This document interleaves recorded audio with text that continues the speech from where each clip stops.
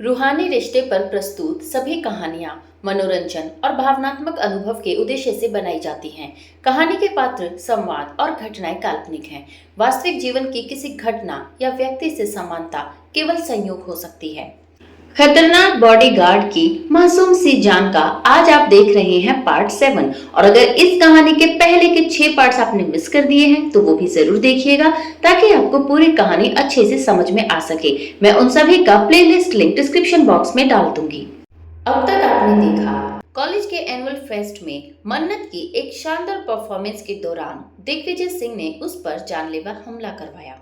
Stage की भारी crane उसके ऊपर गिरने वाली थी, लेकिन बजरंग ने अपनी जान की परवाह किए बिना उसे मौत के मुंह से खींच लिया। उस रात पहली बार मन्नत और बजरंग ने अपने दिल की बातों को महसूस किया। मन्नत ने खुलकर अपने प्यार का इजहार किया, जबकि बजरंग अपने फर्ज और मोहब्बत के बीच उलझता रहा। लेकिन कहानी यहीं नहीं रुकी। दिग्विजय सिंह ने एक नई चाल चली। नकली दस्तावेजों और कानूनी जाल के सहारे वह शगुन का थाल लेकर मन्नत का हाथ मांगने हवेली पहुंच गया। अब आगे। हवेली के मुख्य लिविंग रूम का दरवाजा भारी आवाज के साथ खुला। बाहर गाड़ियों के हेडलाइट्स की तीखी रोशनी हॉल के भीतर तक आ रही थी। दिग्विजय सिंह हाथ में चांदी का चमचमाता हुआ शगुन का थाल लिए भीतर दाखिल हुआ, जिस पर लाल रेशमी कपड़ा ढका था। नारियल और मिठाई रखी थी। उसके पीछे 2 रसूखदार वकील और कुछ सफेद कपड़ों में सजे सुरक्षाकर्मी थे। दिग्विजय सिंह के चेहरे पर एक ऐसी कुटिल और घमंडी मुस्कान थी मानो उसने पूरी दुनिया को ही जीत लिया हो।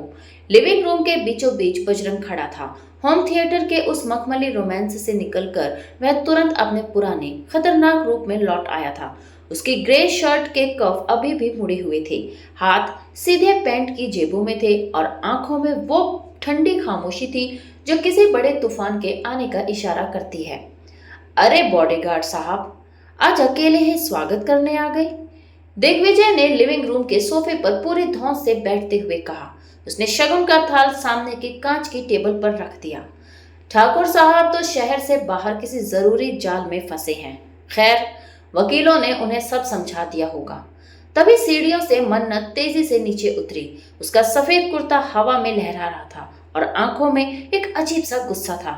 उसने सीधे आकर बजरंग के बगल में अपनी जगह ली।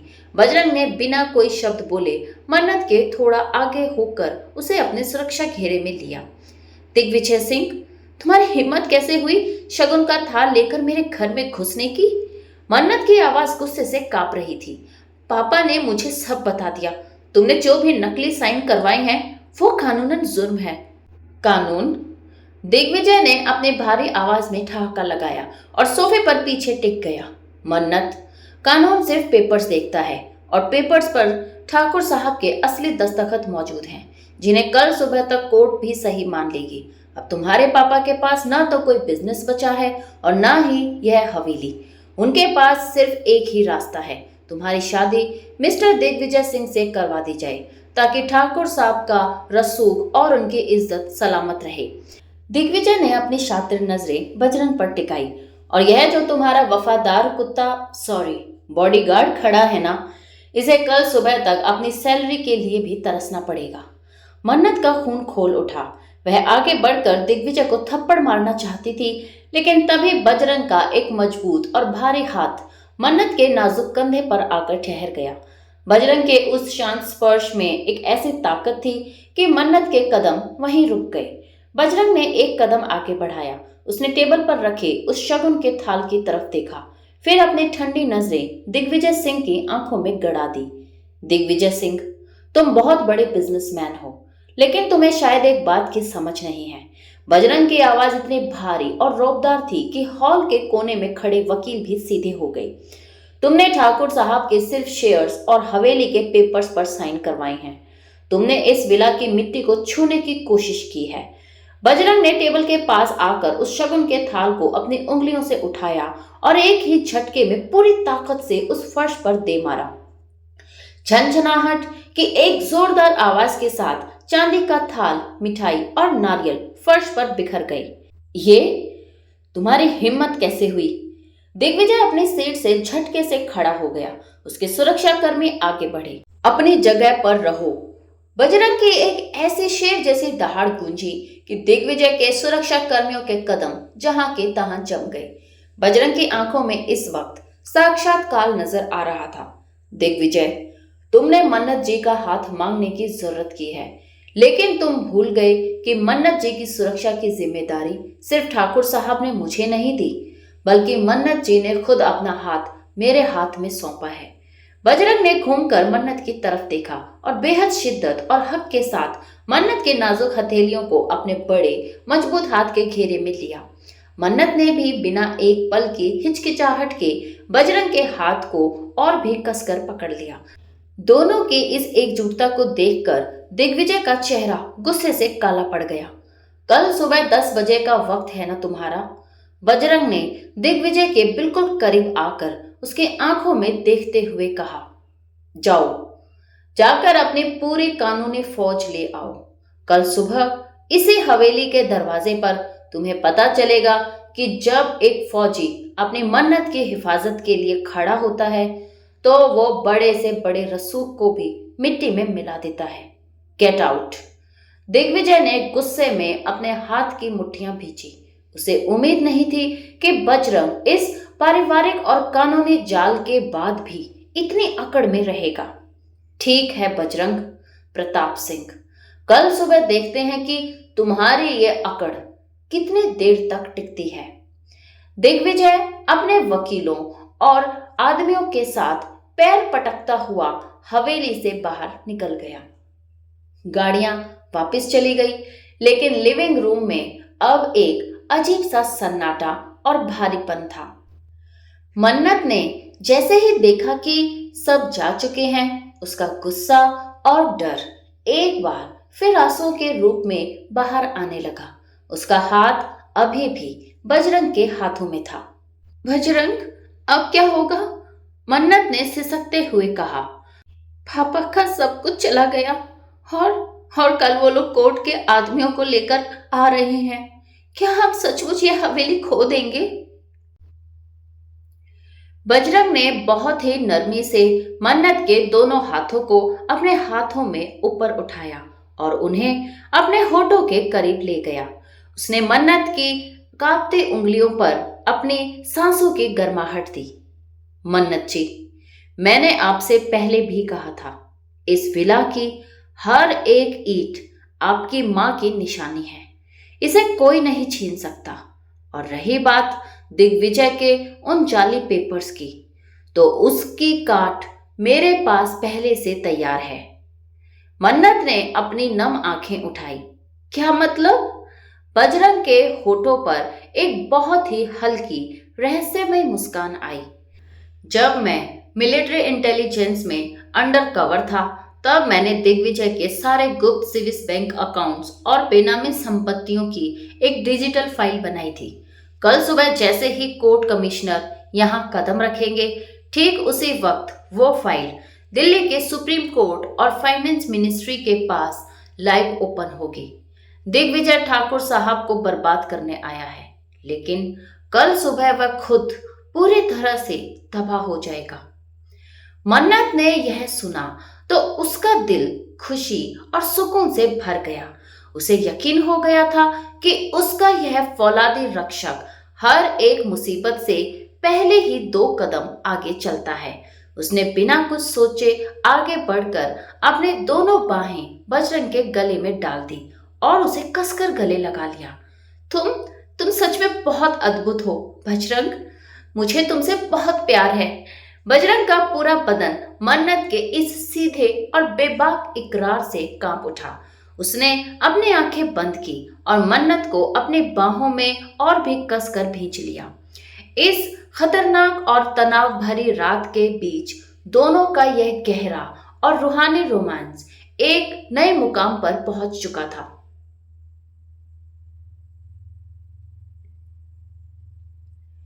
रात का वो भारी तनाव अब सुबह की मध्यम और ठंडी धूप में तब्दील हो चुका था। हवेली का कोना कोना इस वक्त बिल्कुल खामोश था, ठीक वैसे ही जैसे किसी महायुद्ध से पहले का सन्नाटा होता है। मन्नत पूरी रात सो नहीं पाई थी। वह अपने कमरे के आईने के सामने खड़ी अपने बालों को संवार रही थी, लेकिन उसका ध्यान बार बार नीचे लिविंग रूम की तरफ जा रहा था। घड़ी की सुइयां सुबह के ठीक 9:30 बजा रही थी। दिग्विजय सिंह के आने में सिर्फ आधा घंटा ही बचा था। मन्नत ने गहरे हरे रंग का एक बेहद शालीन और खूबसूरत पटियाला सूट पहना था, जिसमें उसकी सादगी और भी निखर कर आ रही थी। वह भारी कदमों से नीचे उतरी। लिविंग रूम में पहुंचते ही उसने देखा कि बजरंग वहां पहले से ही मौजूद था। आज उसने हल्के नीले रंग की कड़क फॉर्मल शर्ट और ब्लैक ट्राउजर्स पहने थे। उसके हाथ में एक छोटा सा टैबलेट था, जिस पर वह बहुत ही ध्यान से कुछ कोडिंग और फाइल्स की रीचेक कर रहा था। मन्नत को सीढ़ियों से उतरते देख बजरंग ने अपनी नजरें ऊपर की। उसने टैबलेट को साइड टेबल पर रखा और खड़ा हो गया। उसकी आंखों में रात वाले इकरार की वो मखमली गर्माहट अभी भी छुपी हुई थी, लेकिन चेहरे पर वही कड़क फौजी अनुशासन वापस आ चुका था। मन्नत जी, आप तैयार हैं? बजरंग ने बेहद धीमी और भारी आवाज में पूछा। मन्नत धीरे धीरे उसके पास आई। उसने बजरंग के चेहरे की उस कड़कड़ाहट को देखा जो दुश्मनों के लिए फौलाद थी, लेकिन मन्नत के लिए एक मखमली एहसास था। उसने अपना नाजुक हाथ आगे बढ़ाया और बजरंग की शर्ट के थोड़े मुड़े हुए कॉलर को बहुत ही सलीके से सीधा किया।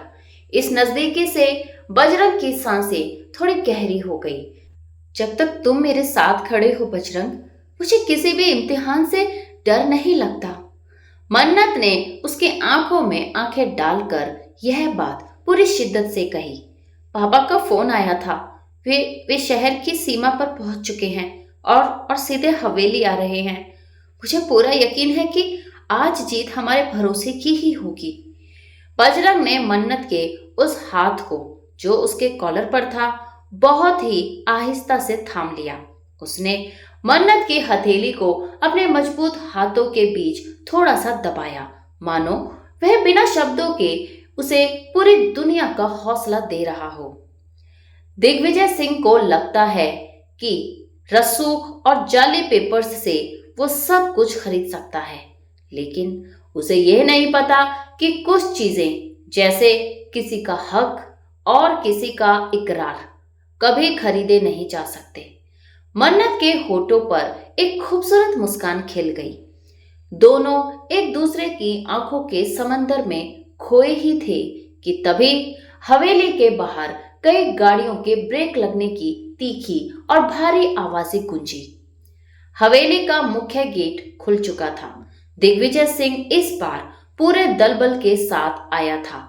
उसके साथ 2 सरकारी कोर्ट कमिश्नर, जिला पुलिस के 4 सीनियर अधिकारी और वकीलों की एक पूरी फौज थी। दिग्विजय के चेहरे पर एक ऐसी घमंडी और क्रूर मुस्कान थी मानो वह आज ठाकुर परिवार का नामो निशान मिटा देने के इरादे से आया हो। कमिश्नर साहब, यही है वो royal villa.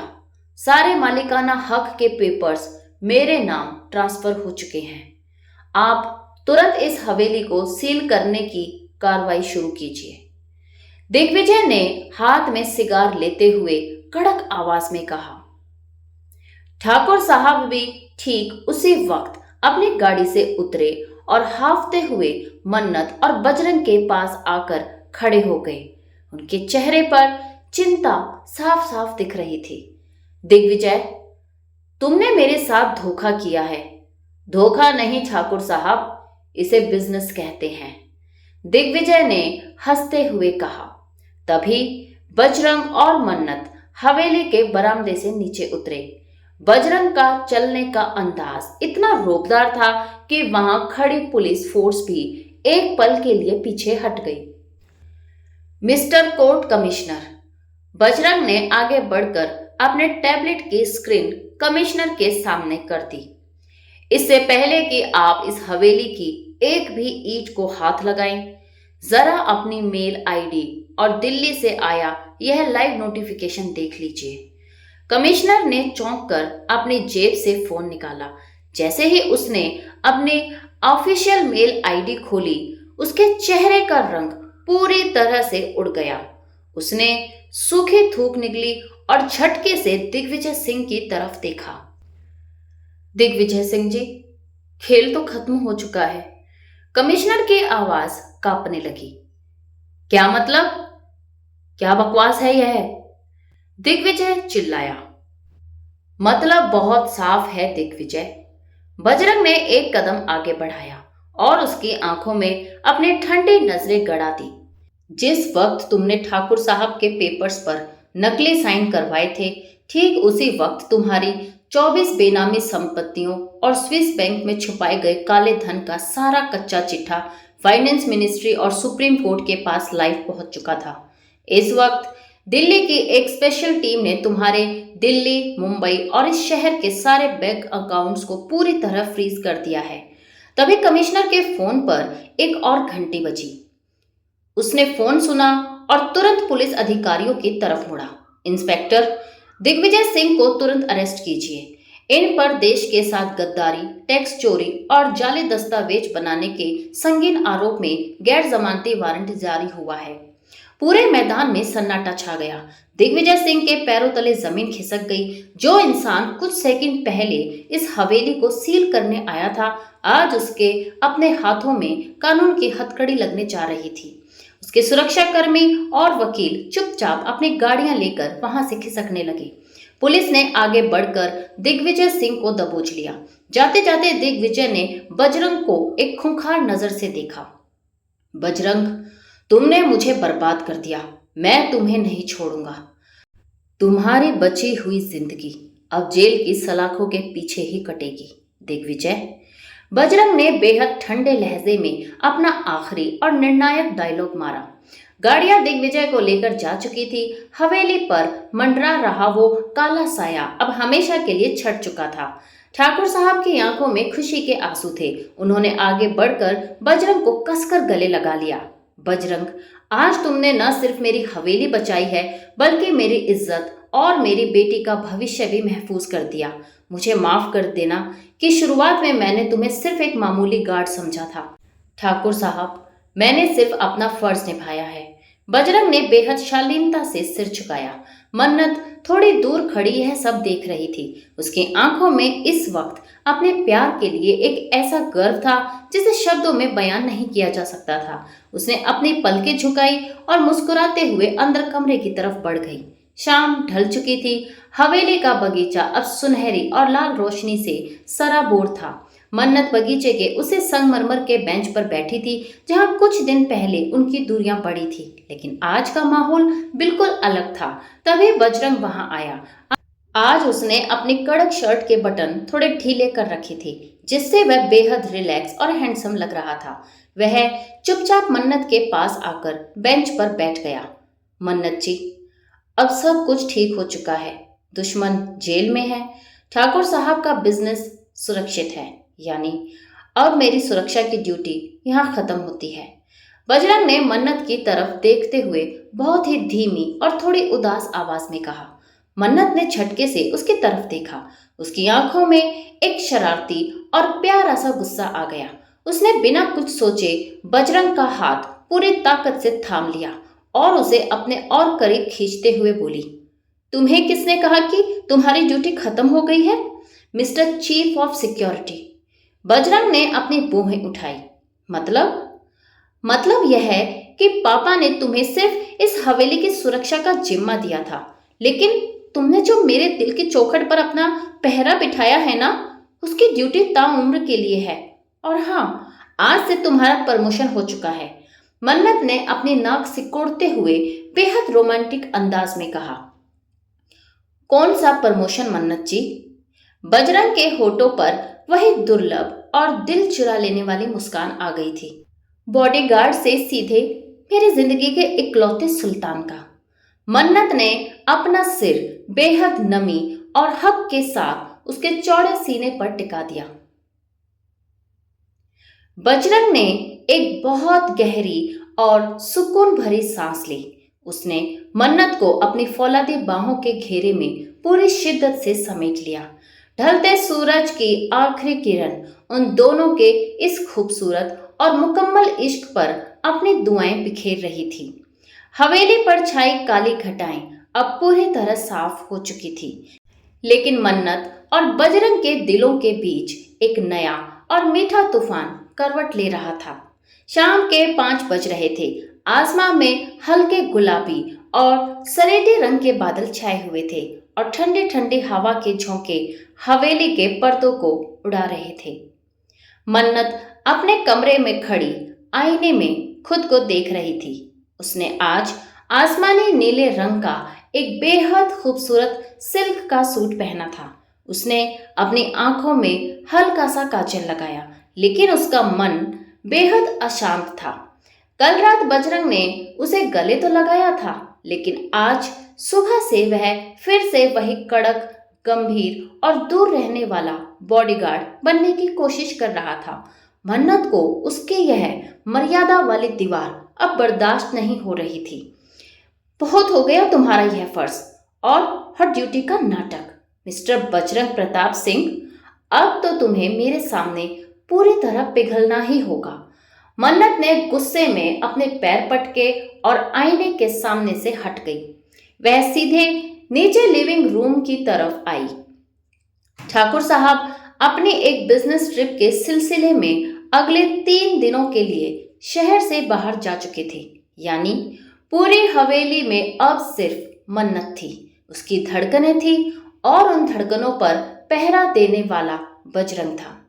Bajrang living room के बड़े से शीशे के दरवाजे के पास खड़ा बाहर लॉन की तरफ देख रहा था। उसने आज काले रंग की हाफ स्लीव्स वाली कड़क शर्ट पहनी थी, जिसमें उसकी गठीली बाहें और चौड़े कंधे साफ साफ नजर आ रहे थे। उसका चेहरा हमेशा की तरह शांत था। मन्नत बिल्कुल दबे पांव आई और सीधे बजरंग के सामने आकर खड़ी हो गई। उसने अपनी दोनों बाहें अपने सीने पर बांध ली और अपनी बड़ी बड़ी आंखें सिकोड़कर उसे घूरने लगी। बजरंग ने अपनी नजरें नीचे की और हमेशा की तरह अपनी गर्दन को हल्का सा झुकाया। जी मन्नत जी, कोई हुक्म? ठाकुर साहब बाहर गए हैं, तो आपकी सुरक्षा के लिए मैंने सारे points check. Shut up Bajrang, बिल्कुल चुप। मन्नत की आवाज पूरे शांत हॉल में गूंजी। सुरक्षा पॉइंट्स? ठाकुर साहब, क्या तुम्हारी डिक्शनरी में इनके अलावा कोई और शब्द नहीं है? कल रात तुमने मुझे कुछ कहा था, याद है? बजरंग थोड़ा सा हिचकिचाया। उसकी शर्ट के नीचे उसकी छाती में एक हलचल हुई। कल रात माहौल कुछ ऐसा था मन्नत जी, दुश्मन का खतरा।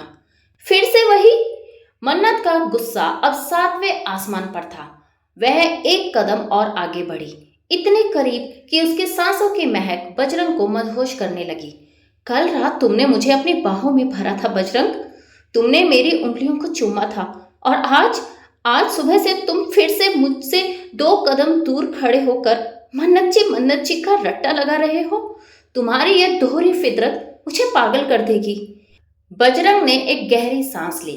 उसने मन्नत के उस खूबसूरत, गुस्से से लाल हुए चेहरे को देखा। उसकी आंखों में मन्नत के लिए बेपनाह दीवानगी थी, लेकिन वह खुद को रोक रहा था। मन्नत जी, मैं अपनी हदें नहीं भूल सकता। आप इस शहर के सबसे बड़े रसूखदार की बेटी हैं।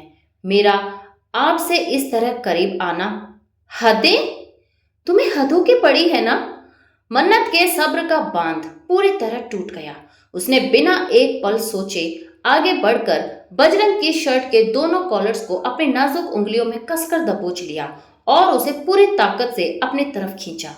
बजरंग का फौलादी जिस्म मन्नत की इस जबरदस्त और खुलेआम जिद के सामने झुक गया।